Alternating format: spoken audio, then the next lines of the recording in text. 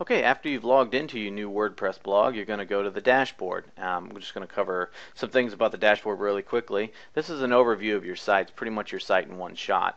As you develop your blog, you'll see different things on here that will start to change over time. A couple of things about the dashboard. Clearly this up here is a link to your actual blog if you wanted to go and take a look at it. And over here on your left is your navigation. You're going to find that, and this should be a pretty standard for a lot of people. Also, a little thing about the navigation along the side is that if you'll notice in between where each of these navigation bars break, your icon will change, your mouse icon. If you click on that, that'll actually compact your navigation on the side so you can save yourself a little bit more screen room if you have a limited screen. So you want to really try and maximize your real estate. Your stuff will come out, you just hover over it, and it'll all just come out here on the side instead. So it might save you a little bit of room. And you can click back and it'll restore itself. Up here at the top, you'll have these things that it's commonly used things that you may want to do real quick that you don't want to necessarily have to navigate to along the menu, or if you're somewhere else you don't want to have to try and find your way back to it.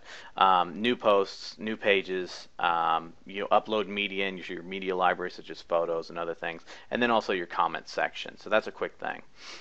This right here, the right now, basically shows exactly what your blog is about. Tell you how many categories, pages, posts, tags, and how many comments you have, including the ones that are visible, the ones that you need to moderate in case they're spam, and the ones that have been flagged as spam. Also, it shows your theme, how many widgets you're using, and what type of WordPress you're using. If for any reason that you need to update it, it'll display it here, and it'll also display it down here.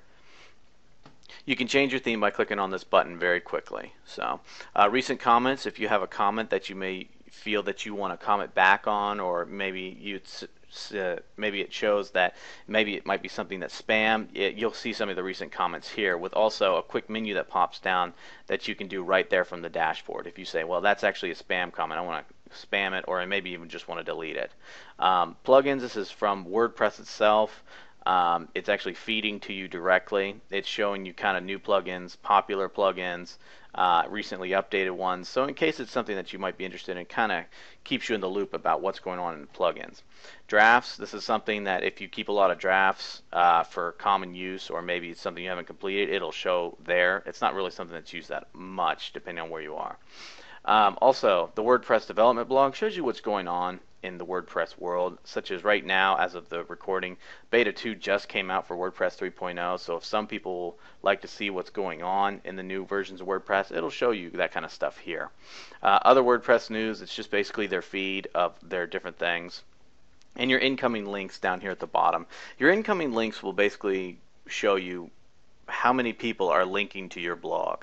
So basically what you want to do is just find out if you wanted a quick overview without having to do the manual searching yourself.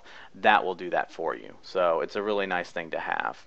Also, another thing is that the WordPress news is configurable, and so is incoming links. If you wanted to configure exactly where the reader was for your incoming links, you can click on the configuration right here and adjust it accordingly. This is a little bit more advanced, so some people may not want to do this.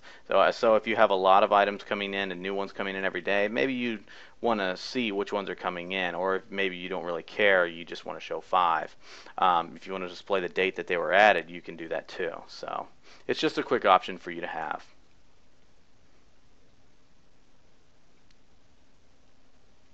Same thing for the other WordPress news, you can configure it. And the best part about other WordPress news is that this is actually a feed reader. So if you have something maybe in your industry that you want to use, you can actually put anything you want in here, any feed at all. So if you wanted to feed from your favorite blog, or your top digs, or your stumble upon, you can put any feed in there. It just says WordPress news for now. So if you want to, that's just a quick feed reader for you to use at your disposal. It's not just WordPress news. Another handy feature about the dashboard that a lot of people don't really know about is the screen options and help sections. These are actually everywhere, and they're configurable across a multitude of pages, so they kind of change depending on what page you're on. But where it has some of the most robust options is on the dashboard. So if you click this, a drop down will come up, and you can basically show what you do or do not want to see every time you log in. Other WordPress news, the development blog, your drafts, that kind of stuff you don't really care about, so it doesn't really matter and you don't need to use it. The plugins, and you can make all that go away. Also, if you have a lot of dashboard widgets, a lot of plugins might start to display them after a while, and so it's kind of making it crowded. You can adjust how many columns your dashboard is showing, and that'll automatically update, and you can switch things around on the fly. So I want that right there, my recent comments on the right, and that can help you organize it in a different way. Let's say if you have a lot of widgets. So that's another thing that you can do with the screen options. One last thing I didn't mention was the quick press.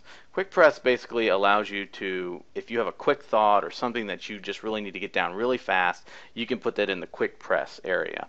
It does not have a rich text editor like the regular posting does, so remember that. So this is usually very plain text content that you're going to be putting in the quick press area. So that pretty much does it for the dashboard, and we'll see you in the next video.